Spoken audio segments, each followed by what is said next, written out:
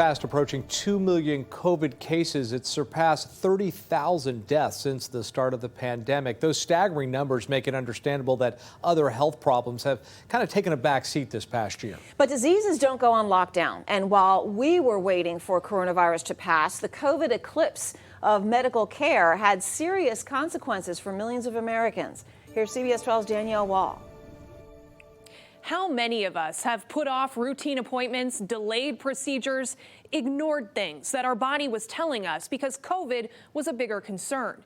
Now doctors are seeing patients in worse shape than when the pandemic began, all because this virus made people nervous about going to the hospital and even their doctor's office.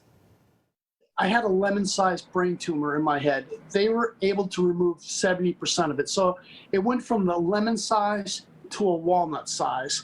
Coming out of brain surgery, John McGreevy started 2020 thinking the worst of his health problems were behind him. Then he got COVID. After a few weeks, he beat the coronavirus, but the MRIs, CAT scans, and treatments for his tumor all had to be postponed.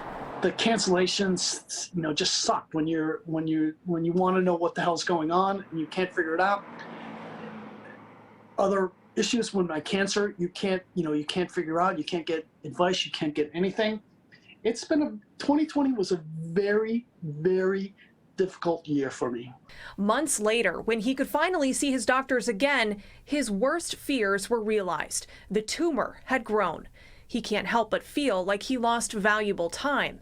And John is just one of countless Americans whose medical care was derailed by the virus. I was afraid. Andrea Gervitz is another example. The Boca Raton resident and grandmother of 5 says the fear of catching COVID has been a bigger worry than the pain in her hip.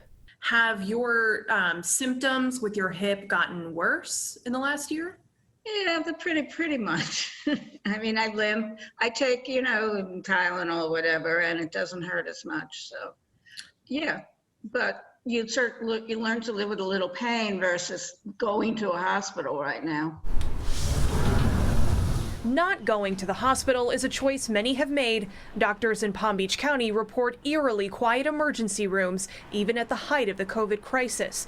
Here's Dr. Tiffany McCalla. When COVID started a year ago, everyone was scared. The staff was scared, but more so the patients were scared. People didn't come in. It was like a ghost town. Patients aren't the only ones paying the price. The Florida Hospital Association estimates the industry is out $3 billion due to canceled or delayed services, a hit that will take years to recover from. But Dr. McCullough and her colleagues are less worried about the financial toll than the consequences for people whose conditions are going untreated. I had a woman come in and she looked terrible. She couldn't breathe.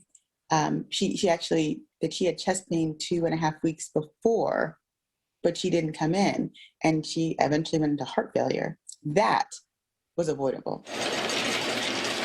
As vaccines become more widely available, experts say it's time to resume care. And many physicians are offering telemedicine appointments so you can see your doctor from the comfort and safety of your own home. And if you think about it, that expansion of telehealth is one piece of good news that's come out of this pandemic. Dr. Michael Farzan at Scripps Research says there are other bright spots too. This can only be said on a silver lining in an extremely dark cloud, but the amount of insight and information that has been focused on this one scientific problem is going to pay off in many scientific problems for many diseases. There's just no question about it. Instead of using a weakened version of the virus to build resistance, Pfizer and Moderna created what are called mRNA vaccines. They contain a molecule with a message for your immune system. Once inside a cell, the molecule teaches the body how to fight the particular virus.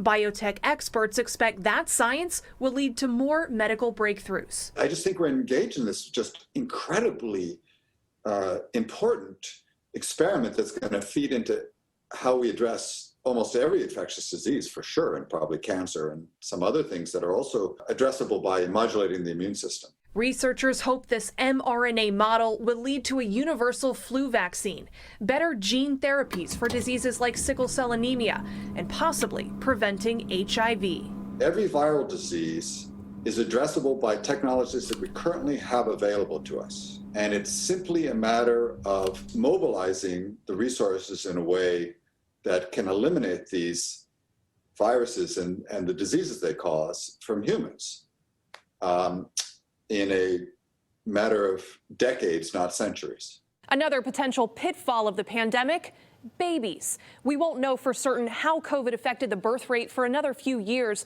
but the Brookings Institute estimates there will be 500,000 fewer children born in 2021. That's a 13% drop from 2019.